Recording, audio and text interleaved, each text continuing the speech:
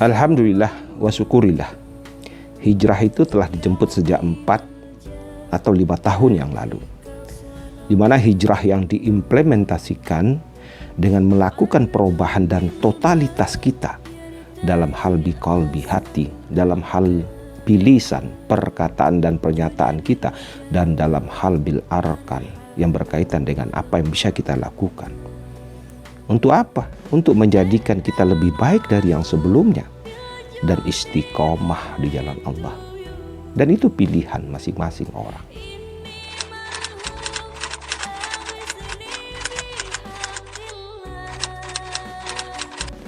Setiap perubahan apapun yang dilakukan tentu ada hambatan, ada tantangan baik internal maupun eksternal. Rasulullah saja dalam dakwah pun beliau terancam dari musuh-musuh Islam. Saya selalu berpikir positif saja dan gak ada urusan dengan mereka-mereka yang gak suka, yang pandangannya tentu agak beda. Karena tempat sandaran terbaik itu bagi saya adalah Allah, bukan manusia. Mereka begitu mungkin karena gak paham dan masih asik dengan dunianya, sehingga lupa bahwa ada tujuan akhir dari perjalanan kita yang sesungguhnya ini adalah pulang kepada Allah dan mempertanggungjawabkan semua yang pernah kita lakukan dalam kehidupan di dunia ini.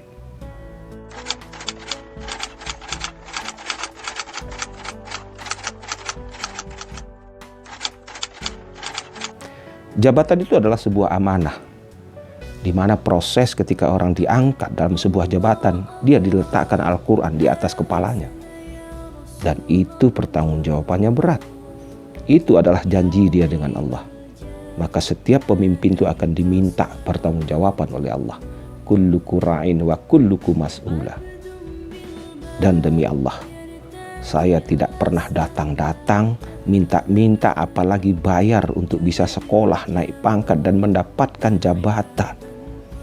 Yang selama ini menjadi budaya buruk dalam organisasi. Dan bagi saya itu enggak barokah. Dan Allah gak ridho dengan cara-cara seperti itu. Wa ila rabbika fargab. Semua saya serahkan pada Allah. Biarlah Allah yang mengurusnya. Walaupun Allah tidak kabulkan semua yang kita minta, tapi Allah Maha tahu dengan apa yang kita butuh. Dan itu lebih diberkahi oleh Allah.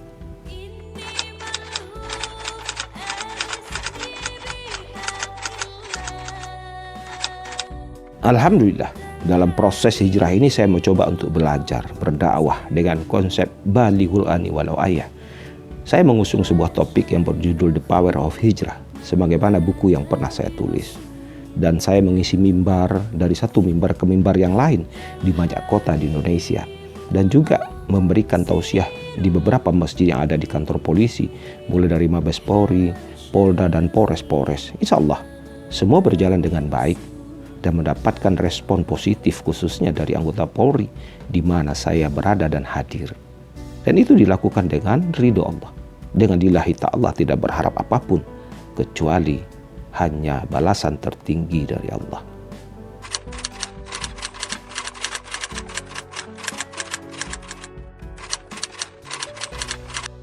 Ya benar, pada tahun 2019 akhir saya mendirikan sebuah masjid yang bernama Al-Hijrah. Di atas tanah lebih kurang 800 meter persegi, itu ada di Kota Padang. Di mana tanah itu saya beli dari seorang teman dengan harga murah, lalu saya hibahkan ke Yayasan Zara yang mengelola pembangunan itu.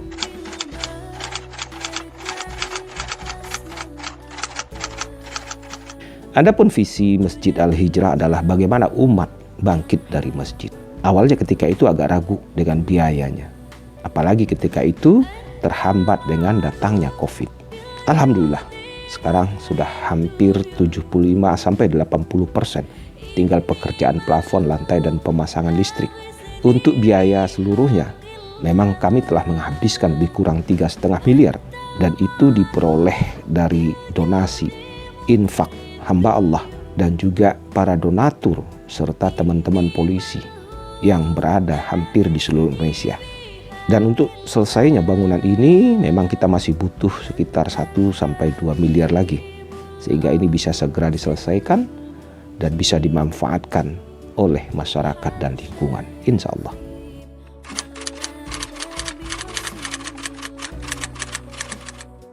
Insya Allah, saya akan terus berdakwah sampai waktunya selesai untuk menebar kebaikan melalui kegiatan sosial, mengajar, dan berbagi ilmu serta pengalaman.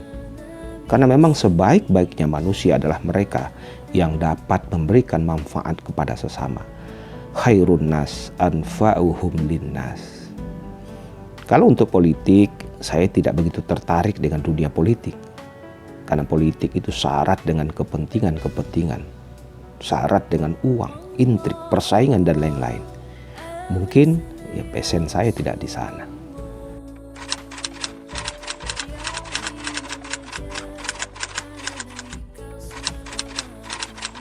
Ya, Polri harus melakukan sebuah perubahan besar di tengah-tengah turbulensi dan tantangan yang semakin berat, di mana masyarakat semakin maju dan teknologi pun sudah berkembang dengan pesat.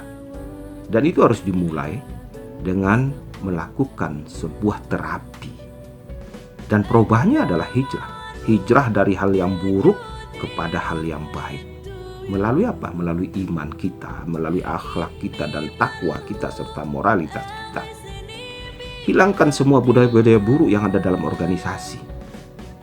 Seperti perilaku-perilaku hedon, perilaku korupsi, kolusi, nepotisme, mempersulit masyarakat, dan berpihak kepada yang bayar serta melakukan transaksional untuk memperoleh pangkat dan jabatan.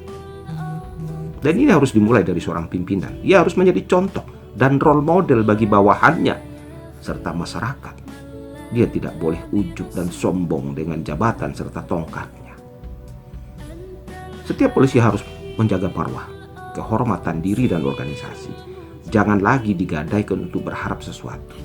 Lalu kita bangun trust di tengah-tengah masyarakat dengan melindungi, melayani, dan mengayomi masyarakat.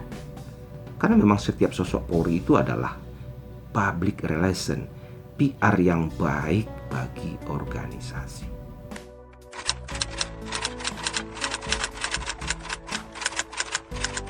Polisi harus berubah. Dan perubahan itu harus dimulai dari hari ini. Dan dimulai dari diri sendiri. Kurang lebih 450.000 orang anggota Polri. Masih banyak anggota polisi-polisi yang baik di Republik ini. Asal kita menyadari bahwa semua kita diciptakan oleh Allah sebagai umat terbaik yang dihadirkan untuk manusia, di mana tugas polisi untuk menegakkan yang baik dan mencegah kemungkaran. Kuntum khairum ummatin ukhrijat linnas ta'muruna bil ma'ruf wa tanhauna 'anil munkar wa tu'minu billah. Untuk masyarakat dan juga umat, mari sama-sama kita berkolaborasi. Kita doakan agar semua persoalan-persoalan yang terjadi pada polisi saat ini segera selesai. Dan semoga polisi menjadi polisi yang dicintai oleh masyarakatnya. Mari kita perkuat ukhuwah Islamiyah, ukhuwah watoniyah. Dan kita berharap bangsa Indonesia akan semakin maju. Kita berkolaborasi, bersatu, dan menjauhi perpecahan.